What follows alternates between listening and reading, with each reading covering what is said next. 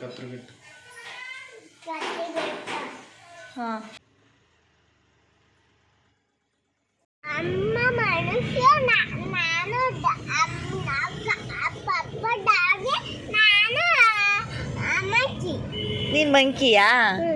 Monkey ಹೆಂಗಾಡುತ್ತೆ? ಹಂಗೆ ಹೋಯ್ತವನೇ ಒಳ್ಳೆ bike ಅನ್ಕೊಂಡು ಅವನನ್ನ ಹಿಂಗೆ ಹೋಗೋಣ ಬರೀ ರಾಜ್ಯದಲ್ಲಿ ಅವಾಗ ಓಸಿರೋ ಹೋಗಿದ್ವಲ್ಲಿ. Hello, welcome back to all in one Kannada YouTube channel ರಾಯರ ಕೃಪಾ.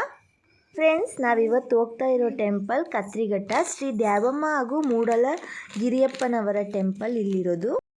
ಜೊತೆಗೆ ಇಲ್ಲಿ ಅದ್ದೂರಿಯಾದ ಜಾತ್ರಾ ಮಹೋತ್ಸವ ಇದೆ. ಸುಮಾರು 412ನೇ ವರ್ಷದ ಜಾತ್ರಾ ಮಹೋತ್ಸವ ಇಲ್ಲಿ ನಡೀತಾ ಇರೋದ್ರಿಂದ ನಾವೆಲ್ಲರೂ ದೇವರ ದರ್ಶನಕ್ಕಾಗಿ ಹೋಗ್ತಾ ಇದ್ದೀವಿ. ಅಲ್ಲದೆ ಈ ಉತ್ಸವ 20/9/24ರಿಂದ 22/9/24ರವರೆಗೆ ಅಂದರೆ ನಾಳೆ ಭಾನುವಾರದವರೆಗೆ ನಡೆಯುತ್ತೆ. ಜೊತೆಗೆ ಕಡೆ ದಿನ ಅಂದರೆ ಭಾನುವಾರ ಸೋಮನ ಕುಣಿತ, ಹಾಗೆ ದೇವರ ಉತ್ಸವ, ಕೆಂಡ, ಹೀಗೆ ಅದ್ಧೂರಿಯಾಗಿ ಜಾತ್ರಾ ಮಹೋತ್ಸವ ಇಲ್ಲಿ ನಡೆಯೋದ್ರಿಂದ ಲಕ್ಷಾಂತರ ಸಂಖ್ಯೆಯಲ್ಲಿ ಭಕ್ತರು ಬಂದು ಇಲ್ಲಿ ದೇವರ ದರ್ಶನ ಪಡೀತಾರೆ. ಹಾಗೆ ನಾವು ಕೂಡ ದೇವರ ದರ್ಶನ ಪಡೆಯಲು ಕುಟುಂಬ ಸಮೇತವಾಗಿ ಹೋಗ್ತಾ ಇದ್ದೀವಿ. ನಾವು ಮನೆಯಿಂದ ಸುಮಾರು 1 ಗಂಟೆಗೆ ಹೊರಟ್ವಿ. ಹಾಸನಿಂದ 31 ಕಿಲೋಮೀಟರ್ ದೂರದಲ್ಲಿ ಈ ಟೆಂಪಲ್ ಇರೋದು. ನಾವು ಸುಮಾರು 2 o'clockಗೆ ರೀಚ್ ಆದ್ವಿ. ಅಂದರೆ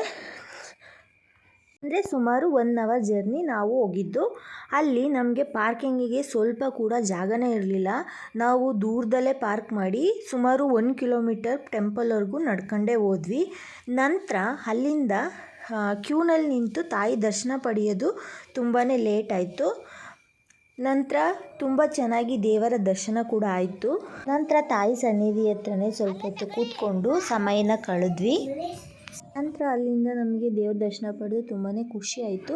ಅಲ್ಲಿ ಎಲ್ಲ ರೀತಿ ವ್ಯವಸ್ಥೆಗಳನ್ನ, ಅಂದರೆ ಸಾವಿರಾರು ಜನ ಸಂಖ್ಯೆಯಲ್ಲಿ ಭಕ್ತರು ಸೇರೋದ್ರಿಂದ ಇಲ್ಲಿ ಯಾವುದೇ ರೀತಿ ಗಲಾಟೆಗಳು ನಡೀಬಾರ್ದು ಅಂತ ಎಲ್ಲ ರೀತಿ ವ್ಯವಸ್ಥೆಗಳನ್ನ ಅಲ್ಲಿ ಮಾಡಿರ್ತಾರೆ.